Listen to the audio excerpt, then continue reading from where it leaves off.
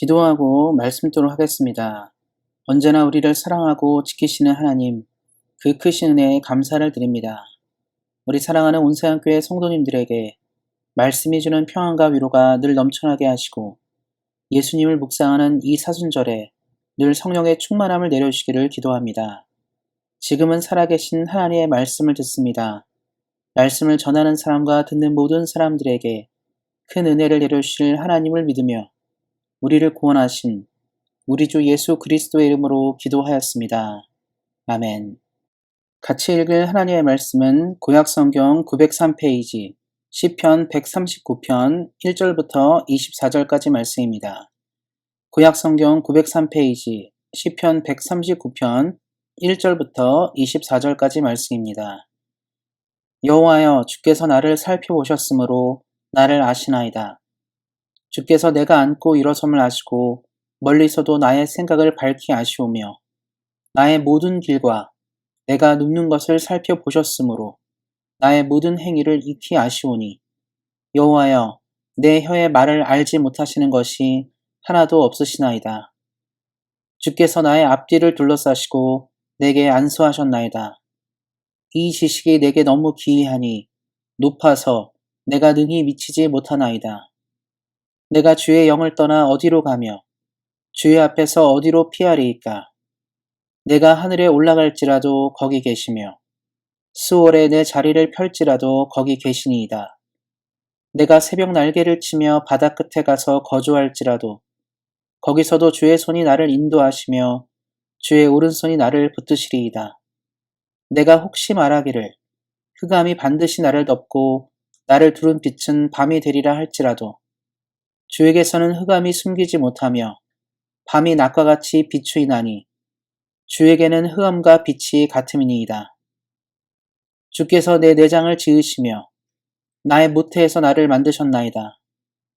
내가 주께 감사함은 나를 지으심이 심히 기묘하심이라. 주께서 하시는 일이 기이함을 내 영혼이 잘 아나이다.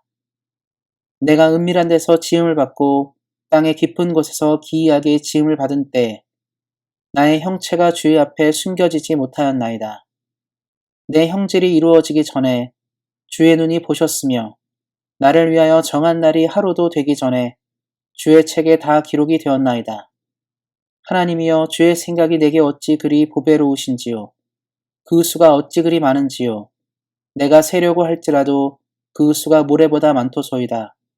내가 깰 때에도 여전히 주와 함께 있나이다. 하나님이여, 주께서 반드시 악인을 죽이시리이다. 피 흘리기를 즐기는 자들아, 나를 떠날지어다. 그들이 주를 대하여 악하게 말하며 주의 원수들의 주의 이름으로 헛되이 맹세하나이다. 여호와여, 내가 주를 미워하는 자들을 미워하지 아니하오며 주를 치러 일어나는 자들을 미워하지 아니하나이까. 내가 그들을 심히 미워하니 그들은 나의 원수들이니이다. 하나님이여, 나를 살피사 내 마음을 아시며 나를 시험하사 내 뜻을 아옵소서. 내게 무슨 악한 행위가 있나 보시고 나를 영원한 길로 인도하소서. 아멘. 오늘은 하나님의 보호와 심판이라는 말씀의 제목으로 함께 은혜를 나누고자 합니다. 한국에서 사역을 할 때 종종 지은 죄가 많아서 교회 못 나간다, 하나님 보기 부끄러워서 당분간 교회 나갈 수 없다와 같은 경우를 만났습니다.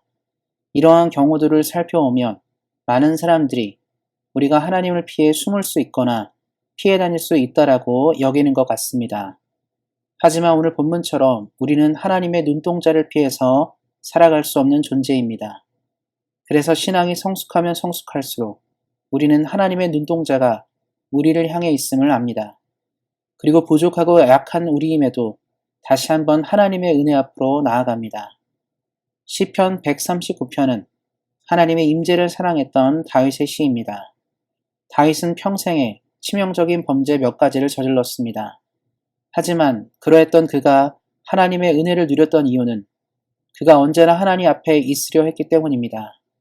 그가 잘했던 못했던지에 상관없이 그는 있는 그대로 하나님 앞에 머물렀습니다.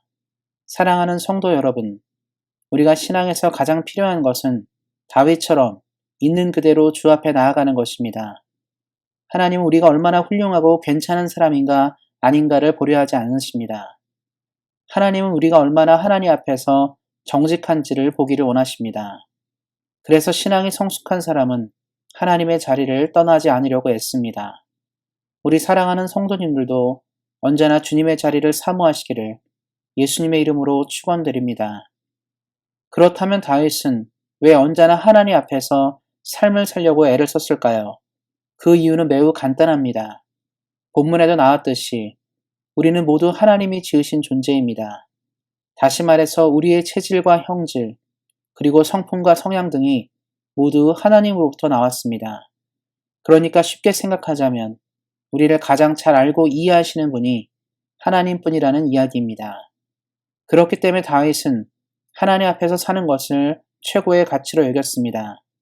그래서 우리를 진정으로 보호하고 지켜가는 일이 하나님 앞에서 살 때만 가능하고 충분합니다. 하나님의 보호와 인도를 우리가 원한다면 우리는 다른 일들에 우리의 눈과 귀를 열어두면 안 됩니다. 오직 우리를 주목하시는 하나님께 우리 역시 시선과 마음을 고정해야 합니다. 하나님은 오늘도 우리 사랑하시는 성도님들을 향해 그 인자한 눈을 향하고 계십니다. 이러한 진리를 아는 사람은 언제나 하나님의 보호를 누리며 이 땅을 살아갑니다. 하지만 이러한 진리를 알지 못하는 사람은 언제나 하나님을 대항하며 그 뜻을 거절하며 살아갑니다.